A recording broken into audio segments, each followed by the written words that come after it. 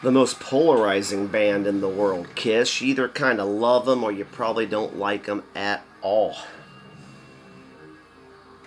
I'm going to rank the Kiss studio records and the solo records. How I rank albums, I listen to each song, I give it a grade of 1 to 4, add up all the grades, divide by the number of songs, get the mean average for each record, and put them in order. If you like anything I say, please hit like and subscribe. Tied for last, Sonic Boom and Monster. I just can't get behind these records. You got Tommy Thayer, Eric Singer dressed up as Peter and Ace.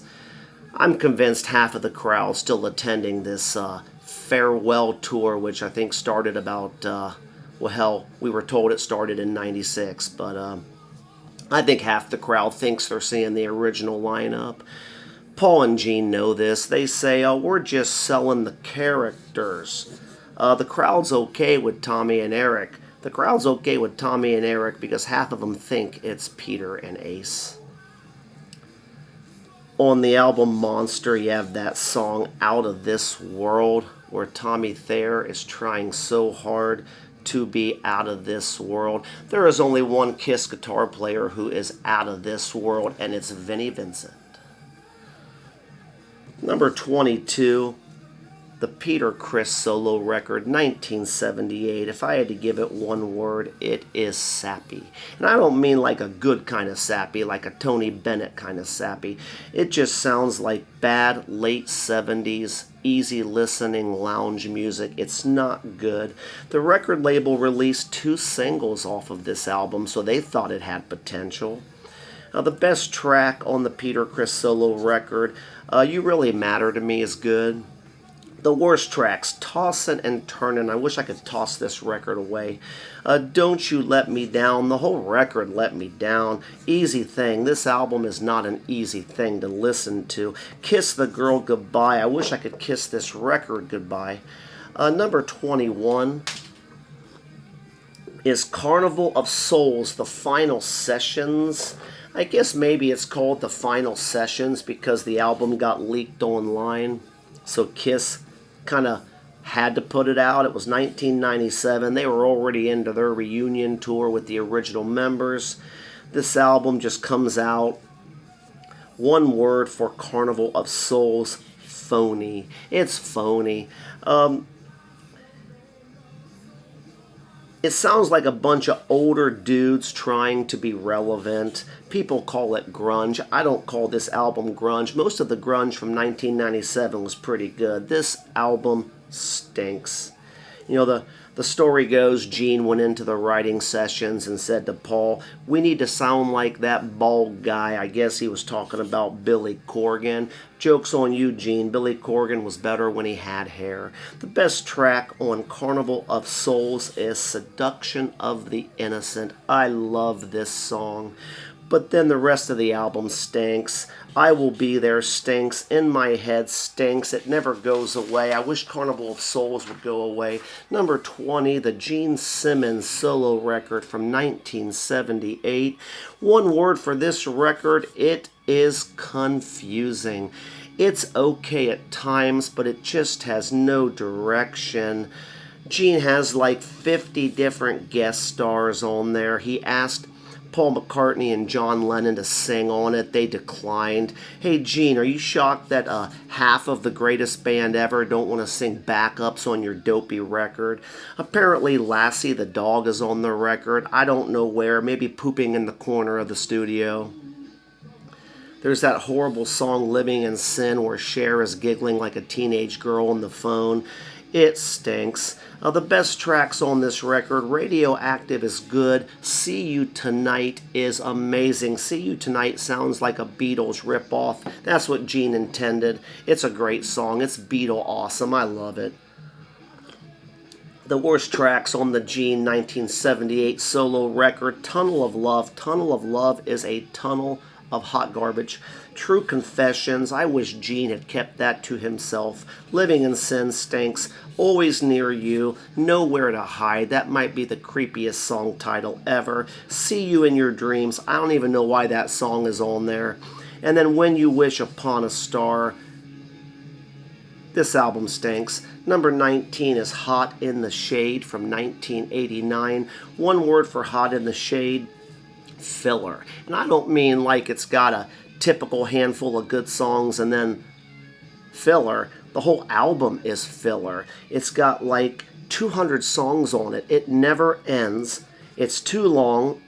It's too boring. The best tracks on Hot in the Shade: Hide Your Heart is good, King of Hearts is good, everything else is just forgettable. You really do forget the CD is even on if that's what you're listening to. The worst tracks on Hot in the Shade: Read My Body stinks. The Street Giveth and the Street Taketh Away. I wish the producer had taketh away the microphone he had previously giveth to Gene, because that song stinks. 18 is Dressed to Kill, 1975, their third record. One word for Dressed to Kill. To me, it sounds unfinished. It's their shortest record.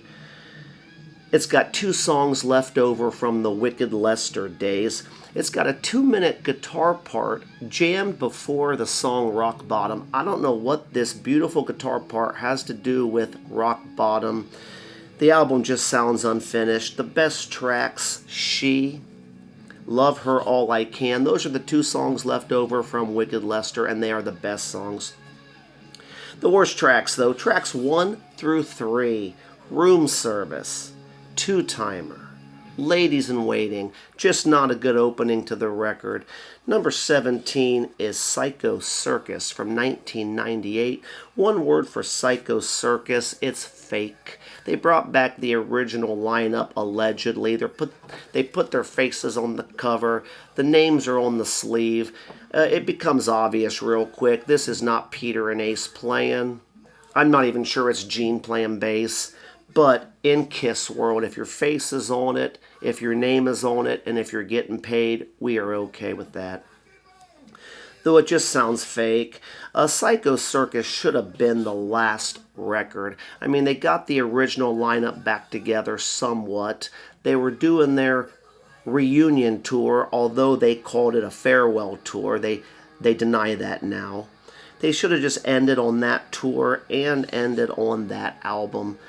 But they chose to keep going. The best tracks on Psycho Circus: the title track, Psycho Circus, is good. Journey of 1,000 Years is my favorite song, one of my favorite Gene songs ever. The album ends on Journey of 1,000 Years. It is an amazing song. It would have been an amazing way to finish their studio career, even if all 4 don't play on it. The worst tracks on Psycho Circus: I Pledge Allegiance to the State of Rock and Roll. That song stinks. I finally found my way. I wish I had never found that song. It is horrible.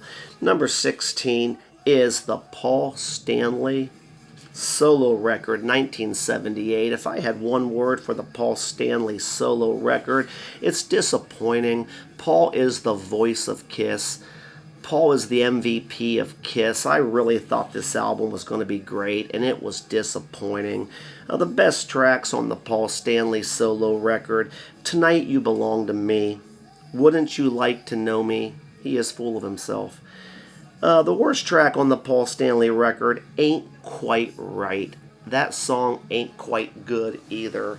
If you like anything I say, please hit like and subscribe. At 15 is Revenge from 1992.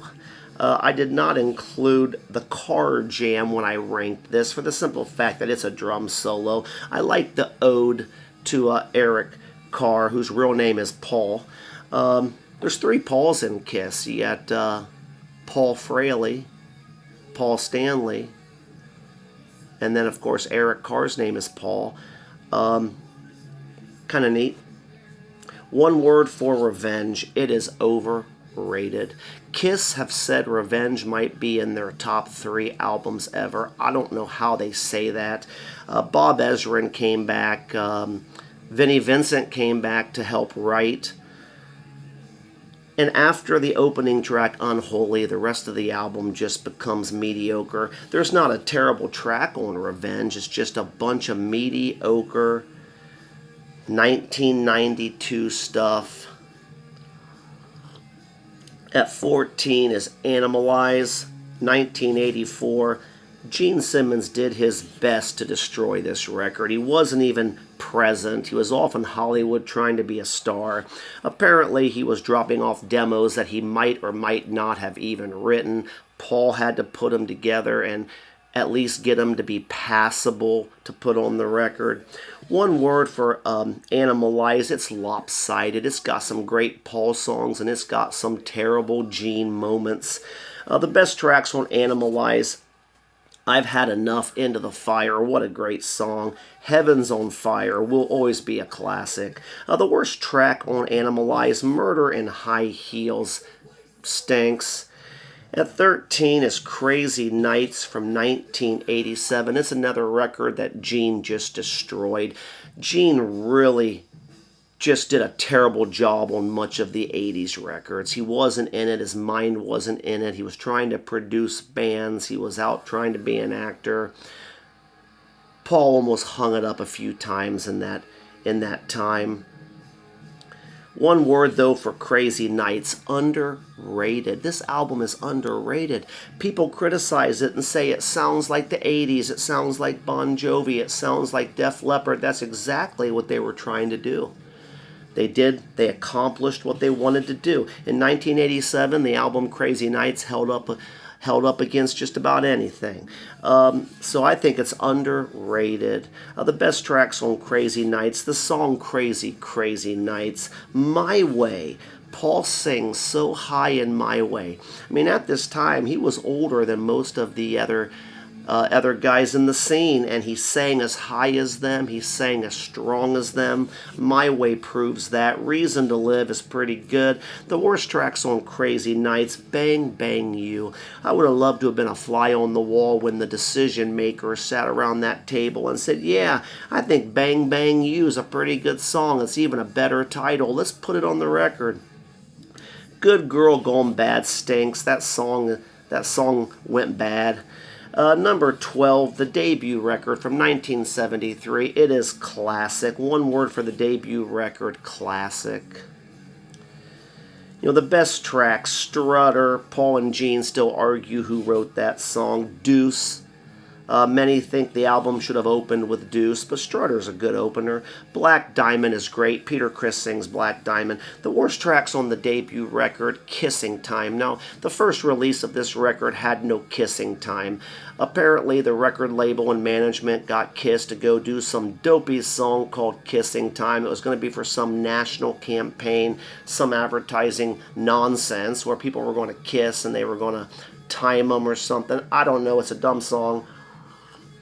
According to Gene and Paul and all subsequent releases, Kissing Time was put on there against their knowledge, behind their back. I can't believe that. I can't believe that Bill Aucoin did not know that Kissing Time was going to be put on the later releases of the first record. Kissing Time stinks. Love Theme from Kiss. I don't even know why that song is on there. It was an instrumental, or it was a song called Acrobat. Back in the day, they put an instrumental on this album. They call it Love Theme from Kiss. It's not good. I don't know why it's there. You take Kissing Time and Love Theme from Kiss off of the debut record and it's a lot better, but it's still classic. Number 11 is Unmasked, 1980. One word for Unmasked, surprising. It is surprisingly good. It is power pop. It is awesome. I love it. I love it more and more as time goes on. It doesn't sound like anything Kiss ever did. It is power pop. It is surprising. The best tracks on Unmasked, Is That You, Shandy. Those are Paul songs. If Is That You's a cover, but Naked City, the Gene song Naked City, is amazing. Tomorrow is amazing. The worst tracks, Torpedo Girl is just okay. I really don't like any of the Ace Frehley songs on this record. You're All That I Want, not real good, but Unmasked is surprisingly good. At number 10 is Asylum from 1985. One word for Asylum, Bruce. Bruce Kulick just shreds on this record. It was his first record. He totally just takes over from his position in the band. His guitar playing is great. His soloing is great. The best tracks on Asylum, King of the Mountain, Who Wants to Be Lonely, Tears Are Falling, All Night, all Paul Stanley songs. Asylum's another record where Gene Simmons just did a terrible job. The worst tracks on Asylum, Trial by Fire, Love's a Deadly Weapon. Those songs stink. If you like anything I say, please hit like and subscribe. At number 9 is Love Gun, 1977. One word for Love Gun, it was predictable, and that is not an insult. You had Destroyer that was very polished, very crisp, and then of course you have Rock and Roll Over, which is very raw, intentionally raw. Love Gun for me kind of fits in between those two. Little smoother production than Rock and Roll Over. Of course, not as clean and crisp as Destroyer. So it was predictable. Kiss gave the fans exactly what they wanted. Love Gun's just a great record. The best tracks, I Stole Your Love, Tomorrow and Tonight, Love Gun. Apparently Paul wrote Love Gun about his penis on a plane. The worst tracks, Then She Kissed Me, that song stinks. Hooligan stinks, but Hooligan does not stink as much as Then She Kissed Me. Number 8 is the Ace Frehley solo record, 1978. One word for the Ace Frehley solo record, delightful. I mean, in 78, all 4 members put out solo records. It was an attempt to keep them together. Peter was on his way out. Ace was likely on his way out. Probably Bill Aucoin had the idea, let's do solo records. The story goes the band was sitting at the table with the execs and the high power guys, and Paul or Gene look at Ace and say, hey, if you need any help with your solo record, don't be afraid to call. Well, the Ace Frehley solo record, one word, delightful. It is delightful because it is clearly the best solo record of them all. It is just miles ahead of the other 3.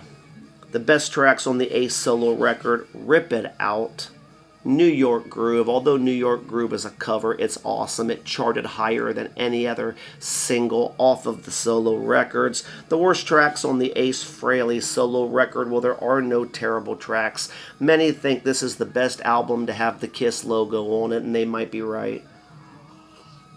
Number 7, Rock and Roll Over, 1976. One word for Rock and Roll Over, it was an overcorrection. And that is not an insult. When Destroyer came out, it was so polished, it had orchestra, it had all kinds of just not stereotypical Kiss things going on. Bob Ezrin took over that album. The fans revolted. Kiss allegedly almost pulled Destroyer from the shelves. Instead, they ran right back to the studio. They rushed out Rock and Roll Over from 1976, the same year. They intentionally made it raw, and it is awesome. It was an overcorrection to Destroyer. The best tracks on Rock and Roll Over, I Want You is great. Hard Luck Woman, apparently Paul wanted Rod Stewart to sing it. Rod said no. Peter Criss sang it. I'm glad he did. It's awesome. Making Love is awesome. The worst tracks on Rock and Roll Over, there are no terrible tracks. Rock and Roll Over is awesome. Now, number 6 is Destroyer, 1976. One word for Destroyer, Ezrin. It's a Bob Ezrin record. Apparently, he taught the guys how to play their instruments. He wrote the guitar solo on Detroit Rock City. Beth is a Bob Ezrin song with a Peter Criss vocal track. Bob Ezrin brought his kids in to do the background voices in God of Thunder. It's a Bob Ezrin record. It's awesome. The best tracks on Destroyer, Detroit Rock City is awesome, King of the Nighttime World is awesome, God of Thunder, written by Paul, sung by Gene. If you ever hear the demo of Paul singing God of Thunder, check it out. It's pretty good. Shout It Out Loud is great. Beth, of course, is great. Beth is their most successful single of all time. And Beth was really an accident. It was a B-side. Do You Love Me is awesome. The worst tracks on Destroyer, though, Great Expectations, Flaming Youth, Sweet Pain. These three songs are sandwiched right in the middle, and I just don't like them. I think the album dips. You take those three songs away, maybe put some more filler, meaning like orchestra filler, Bob Ezrin filler into this album, and Destroyer is instantly the greatest record that Kiss ever had. Now, number 5 is Hotter Than Hell, 1974, the second record. One word for Hotter Than Hell: stoner. Hotter Than Hell was stoner rock before stoner rock was stoner rock. This album is just awesome. The best tracks: Parasite, Going Blind, Coming Home, Strange Ways, written by Ace, sung by Peter. The worst tracks on Hotter Than Hell: Let Me Go, Rock and Roll. This song sounds better live. I don't really like it in the studio. All the Way is just kind of okay. Hotter Than Hell gets criticized for its production. To me, it kind of sounds like the whole record just has a fuzz to it. It's not like just the guitars sound too overdriven, or maybe just the bass is clipping. It just kind of sounds like the whole record has an overdrive on it. It doesn't sound that great, but, it ages well. Hotter Than Hell is stoner rock. It's awesome. If you like anything I'm saying, please hit like and subscribe. Number 4, Lick It Up, 1983. It's the first record with Vinnie Vincent. It's the only real record with Vinnie Vincent. Vinnie Vincent's on the cover. If you look at the cover of Lick It Up, the iconic cover, first album of Kiss with no makeup. I remember after school, the day it was released, I begged my mom to drive me to Kmart just so I could see what Kiss looked like. It's a weird album cover. It's obvious Vinnie Vincent was either cut out and cropped back in, because if you look at the cover, you got the 3 Kiss members, and then you have Vinnie Vincent on the left. There's a straight line between Vinnie and the rest of the band. It's obvious that they cropped Vinnie Vincent into the picture. I mean, you dumbos couldn't get together and take a picture. Now, I know they had to, fix some things, because apparently Vinnie Vincent's hair looked like the Gerber baby, so they had to put him in that big, ridiculous wig. But take a look at that album cover. It's a dumb picture. Vinnie Vincent saved Kiss, though. His guitar tracks are raunchy. His soloing leaves a little bit to be desired, but his tracks are raunchy. Thick, heavy guitar tone. Lick It Up is Gene Simmons' best 80s record. One word for Lick It Up: it is brutal. This is their heaviest record. Exciter is brutal. Not for the Innocent, Gene song brutal. Young and Wasted, Gene song brutal. Fits Like a Glove, Gene song brutal. A Million to One is Paul. It's awesome. Lick It Up is my favorite Kiss record. I really thought it was going to come in number 1. Every song is great. There's not a bad track on it. Number 3 is Creatures of the Night, 1982. What a crazy time. There's a bunch of different guitar players on Creatures of the Night. Allegedly, Eddie Van Halen was interested in joining Kiss. And apparently, listening to the recordings in the studio, Eddie said that they should have went with the guy from Mr. Mister. Apparently on this record, Kiss had people audition, had them solo, recorded their solos, put them on the record. I don't even know if these guys got paid. There were a bunch of different guitar players on Creatures of the Night. The one guitar player not on Creatures of the Night is Ace Frehley, but his face is on the cover. His name's on the album. He got paid. It's all good. Vinnie Vincent, at that time Vincent Cusano, is doing a lot of writing and a lot of playing. Creatures of the Night, one word: it is evil. It sounds evil. It looks evil. The blue album cover with the faces. The best tracks on Creatures of the Night: the title track is awesome. Danger is awesome. I Love It Loud is awesome. War Machine is awesome. Apparently Gene wrote War Machine with that Canadian, Bryan Adams. The worst tracks on Creatures of the Night: there are no bad tracks. It is an awesome record. This might have been the absolute low point of Kiss. At times, 1,500 people were attending their shows. A lot of people were on their way expecting to see Ace showing up, and it was Vinny. It's just a great record. Number two. Number two is Music from the Elder, 1981. I remember going down to the Wayne County Public Library. I was like 12 years old. I got Music from the Elder, brought it home, and I was horrified. Just a Boy, Odyssey. I just did not like what Paul was doing. He was kind of doing a caricature, not just of himself. I don't know what he was doing. I was just stunned at how much I disliked it. Now, many years later, Music from the Elder is darn near a masterpiece. One word for Music from the Elder: enchanting. It is enchanting. Opening up with fanfare, going into I Am Just a Boy. It's a Bob Ezrin record. You have to listen to it in the correct order, though. Apparently, when it was released, the record label was so afraid of this album that they mixed up the songs and put all the heavy songs first. Well, that was a dumb idea because it's a concept record. It's a loose concept. I really don't quite understand the concept. I'm not really sure how you can tell a story in just, 40 minutes or less. But one word for the album: it's enchanting.